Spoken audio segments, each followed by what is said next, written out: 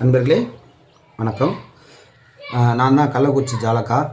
எல்லாம் எப்படி இருக்கீங்க? நல்லா இருக்கீங்களா? நான் ரொம்ப நல்லா இருக்கிறேன். தெய்வத்துடைய அனுகிரகமும் ஆசீர்வாதத்தோடு பரிபூர்ணமாக இருக்கிறேன். உங்களுடைய ஆதரவோடு ரொம்ப சிறப்பாக இருக்கிறேன்.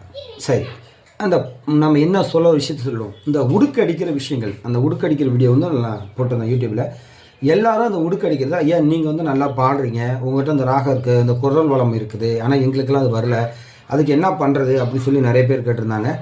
அவங்கள நீங்கள் முறையாக பயிற்சி எடுத்துக்கோங்க அப்படின்னு சொல்லி நான் சொல்லியிருந்தேன்.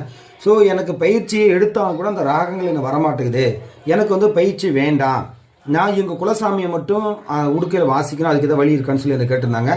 இது ஒரு விஷயங்கள் பொதுமக்கள் அதிகமாக ஆன்மீகத்தில் ஈடுபாடு இருக்கிறது அப்படின்னு கேட்டிங்கன்னா தென் மாவட்டம் தான். தமிழகத்தில் இந்த குலசேகரப்பட்டினம், இந்த தூத்துக்குடி, அந்த கன்னியாகுமரி, இந்த இதை பார்த்திங்கன்னா மற்றபடி இந்த மதுரை, தேனி, இந்த சைடில் அதிகமாக ஆன்மீக வழிபாடுகள் அதிகமாக பார்த்திங்கன்னா முனீஸ்வரன், காளி, எசக்கியம்மன், பெரியசாமி, ஐயனார், இந்த மாதிரி காவல்துறை வழிபாடுகள்லாம் அதிகமான வழிபாடுகள்லாம் பார்த்திங்கன்னா இந்த மதுரை சைடில் தென் மாவட்டத்தில் அதிகமாக இருக்குது.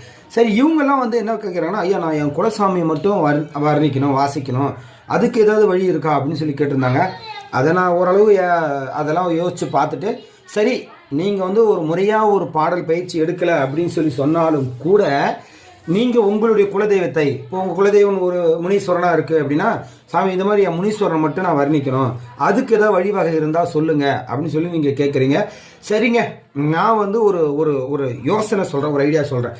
சரி, நீங்கள் உங்களுடைய குலதெய்வத்தை, உங்கள் குலதெய்வமோ இஷ்ட தெய்வமோ நீங்கள் உடுக்க வச்சுருக்கீங்க, நான் உடுக்க வச்சுருக்கிறேன், என் உடுக்கிக்கு என்னுடைய குலதெய்வம் பேரும் இஷ்ட தெய்வத்து பேரும் எனக்கு ராகமாக பாடி கொடுங்கன்னு சொல்லி நீங்கள் கேட்டால், கண்டிப்பாக கீழே இருக்கிற என்னுடைய நம்பருக்கு நீங்கள் வாட்ஸ்அப் பண்ணி உங்கள் குலதெய்வத்தையும் உங்களுடைய இஷ்ட தெய்வ பேரையும் எனக்கு அனுப்பிவிடுங்க. கூட உங்கள் பேர், உங்கள் அம்மா பேர் கண்டிப்பாக எனக்கு அனுப்புங்க, உங்கள் ஊரோடு அனுப்புங்க. ஸோ அதனால் அந்த குலதெய்வத்தை மட்டும் ஒரு பாடலாக வாசித்து நான் உங்களுக்கு ரெக்கார்டை அனுப்பிடுறேன். அந்த ரெக்கார்டு உங்களுக்கு இலவசம் தான், அது காசு கிடையாது. சரிங்களா? ஸோ உங்களால் முடிஞ்சால் குரு காணிக்க கொடுங்க, வேறு எதுவும் தேவை கிடையாது. அப்போ அதை நான் ரெக்கார்டை உங்களுக்கு அனுப்புகிறேன். அந்த ரெக்கார்டை நீங்கள் திரும்ப கேட்டு கண்டிப்பாக நீங்கள் அதன் மூலியமாக பயிற்சி பெற முடியும். பெருசான வார தேவையில்லை. உங்களுடைய குலதெய்வத்தையும் உங்கள் இஷ்ட தெய்வத்தையுமே அந்த ரெக்கார்டை நான் வாசித்து அனுப்புகிறேன். இது உடுக்க வச்சிருக்கிறவங்களுக்கு தான். நான் உடுக்க வச்சிருக்கேன், எனக்கு அந்த பாடல் தெரியல அப்படின்னு சொல்கிறவங்களுக்கு தான் இது பொருந்தும். உடுக்கியே இல்லாமல் சும்மா நான் வாக்கில் ஏதாவது ஒன்று கொடுத்து ஐயா எனக்கு பாடல் கொடுங்கன்னா கண்டிப்பாக நடைமுறைப்படாது. இது அவசியம் தெரிஞ்சுக்கணும். சரி மக்களே, நன்றி, வணக்கம். ஜெய் ஜாலக்கா தெய்வம் மக. உங்களுக்கு தேவைன்னா கண்டிப்பாக என்னுடைய நம்பருக்கு கான்டாக்ட் பண்ணுங்கள். கண்டிப்பாக அந்த தெய்வத்துடைய பாடல் கண்டிப்பாக உங்களை நான் பாடி அனுப்புகிறேன். அதன் மூலியமா ஆன்மீகத்தை வளர்ப்போம். நன்றி, வணக்கம். ஜெய் ஜாலக்கா தெய்வம் மக.